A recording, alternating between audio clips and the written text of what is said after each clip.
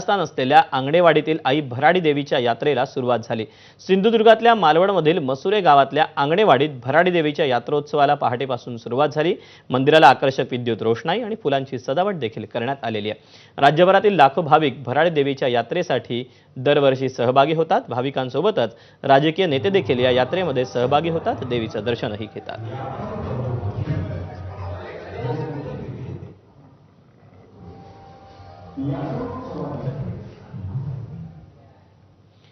भाजपचे मंत्री आशिष शेलार आणि ठाकरेंच्या शिवसेनेचे अनिल परब यांनी भराडी देवीचं दर्शन घेतलं। यावेळी दोघांची भेट देखील झाली।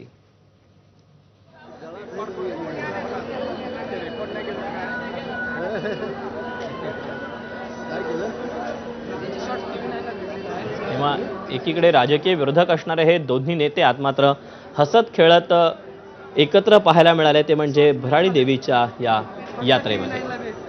आशिष हा माझा लहानपणापासूनचा मित्र आहे, तो काय आजचा मित्र नाही आहे। आम्ही जरी राजकारणात वेगवेगळ्या व्यासपीठावर जरी असलो तरी गेले कित्येक वर्ष आम्ही एकत्र काम करतोय। त्यामुळे अशा ठिकाणी भेटल्यावरती मारामारी तर अपेक्षित नाही आहे। अशा ठिकाणी भेटल्यावरती एकमेकाला शुभेच्छा देणं, देवाच्या पायरीवरती भेटलो आहोत, अशा ठिकाणी आपलं वर्तन चांगलंच असलं पाहिजे। अहिल्यानगर